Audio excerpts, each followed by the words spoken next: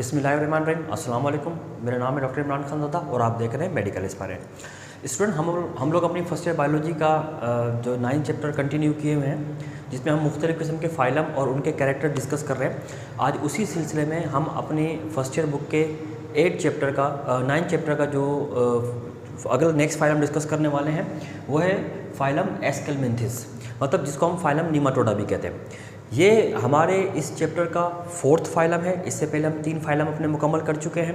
उन सब के वीडियोज़ जो हमारी फर्स्ट ईयर की प्लेलिस्ट में मौजूद है, आप चाहें तो जाकर उनको देख भी सकते हैं। इसमें अभी जो आज हमारा जो 4th फाइलम है वो है फाइलम एस्केलमेंथिस, और इस फाइलम को हम मोस्ट कॉमनली फाइलम नीमाटोडा भी कहते हैं। यानी आपने इसका नाम नीमाटोडा भी सुना होगा और कॉमनली राउंड वॉर्म्स कहते हैं।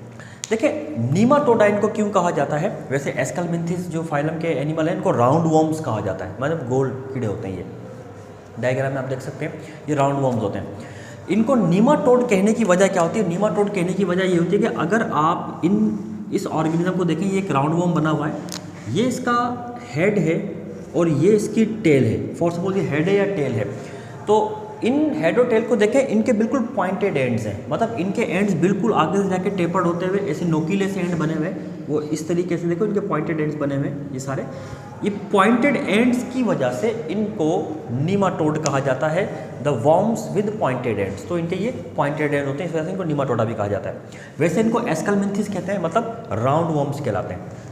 अच्छा, ये जो फाइलम के जो एनिमल होते हैं, यानी पॉइंटेड एंड्स के साथ ये होते हैं, इनके एक ख़ास बात ये भी होती है कि इनका जो हेड है या टेल है, ये तो मैंने आपको बताया कि ये इनका हेड है या टेल है, लेकिन अगर ये आप इसको रियलिटी में देखें तो आप इनके हेड और टेल को डिस्टिंग्विश नहीं कर सकेंगे। मतलब कि इनका हेड और टेल बिल्कुल सिमिलर टाइप के होते हैं, मतलब आपको ये नहीं पता होगा कि ये पर्टिकुलरली हेड है, ये पर्टिकुलरली टेल है, तो इनके हेड और टेल को आप डिस्टिंग्विश नहीं कर सकते। हेड और टेल आपको बिल्कुल सेम टाइप के दिखते हैं। लेकिन फ़िलहाल हम अपने समझने के लिए ये हेड इसको कंसीडर कर लेते हैं और इसको टेल कंसीडर कर लेते हैं। अच्छा, फाइलम नीमाटोडा या एस्केलमेंथिस, इसका एक नाम और भी है, और इसको हम कहते हैं फाइलम सीडोसिलोमेटा, या इनको हम सीडोसिलोमेट भी कहते हैं। अब इनको क्यों कहते हैं ये हम डिस्कस करते हैं अभी कि ये क्या होते हैं।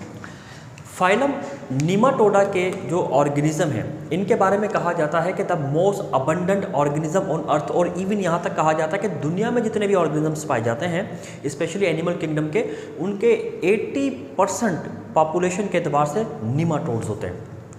अच्छा, अब नीमाटोड्स इतनी बड़ी तादाद में मौजूद हैं। देखिए, एक होता है बाय पॉपुलेशन, यानी पॉपुलेशन के एतबार से सबसे ज़्यादा होना, और दूसरा होता है स्पीशी के पॉइंट ऑफ व्यू से। स्पीशीज़ के पॉइंट ऑफ व्यू से सबसे बड़ा फाइलम आर्थ्रोपोडा है। उसके अंदर मोर देन 1 मिलियन स्पीशीज़ मौजूद है। 1 मिलियन से भी ज़्यादा स्पीशीज़ उसके अंदर मौजूद हैं फाइलम आर्थ्रोपोडा के अंदर।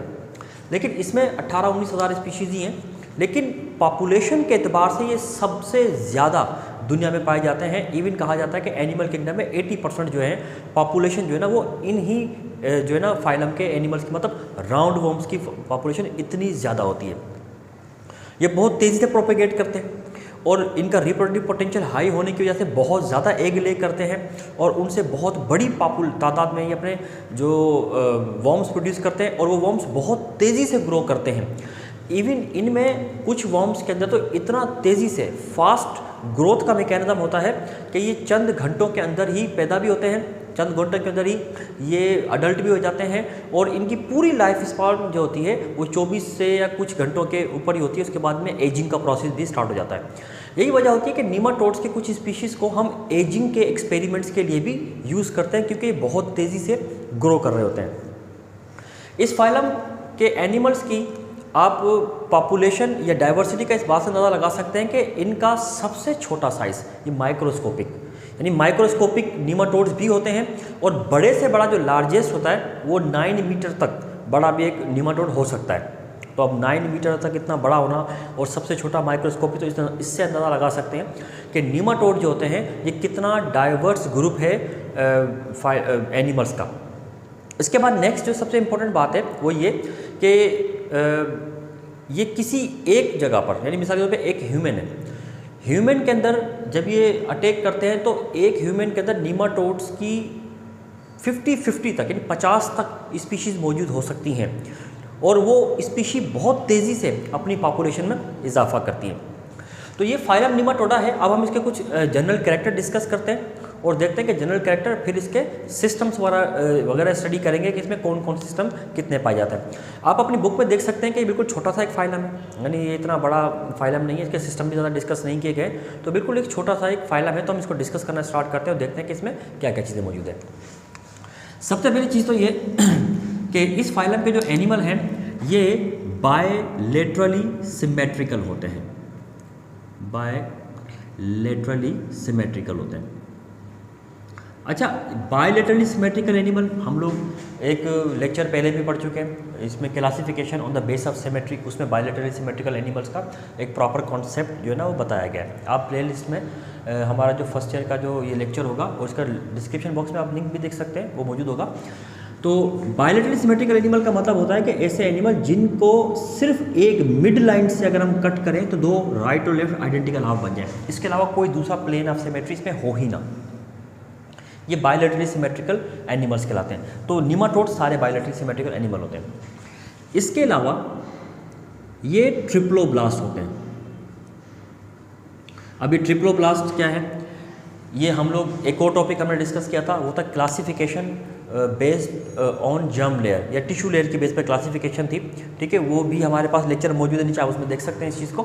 तो ये ट्रिप्लोब्लास्ट हैं और इनके अंदर डेवलपमेंट के दौरान 3 जर्म लेयर बनती हैं, एक्टोडर्म, मेसोडर्म, एंडोडर्म। तो 3 जर्म लेयर्स की वजह से इसको ट्रिप्लोब्लास्ट कहते हैं। इसके बाद इनकी सबसे एक अहम कैरेक्टर जो इसमें डेवलप हुआ है वो है सीडोसिलोम, सीडोसिलोम, ठीक है। अब इस सीडोसिलोम की वजह से इनको सीडोसिलोमेट भी कहते हैं, या इस फाइलम को सीडोसिलोमेटा भी कहा जाता है, क्योंकि इनमें सीडोसिलोम होती है। सिलोम हमें पता है कि हम कहते हैं बॉडी कैविटी को, और सीडोसिलोम किस बॉडी कैविटी को कहते हैं, इसके बारे में हमने लेक्चर दिया था कि classification of animals on the basis of body cavity. Description box में इसका लिंक मौजूद है कि इसमें उसकी बेस पर कितने टाइप के एनिमल होते हैं, तो ये चीज़ें मौजूद हैं। तो ये बायलेटरली सिमेट्रिकल एनिमल भी होते हैं, ये ट्रिप्लोब्लास्ट भी होते हैं, और इनके अंदर सीडोसिलोम, मतलब बॉडी कैविटी तो है लेकिन वो सीडोसिलोम होती है। सीडोसिलोम क्या है ये आपको डिस्क्रिप्शन बॉक्स में लिंक मौजूद है, आप उसमें देख सकते हैं इसको।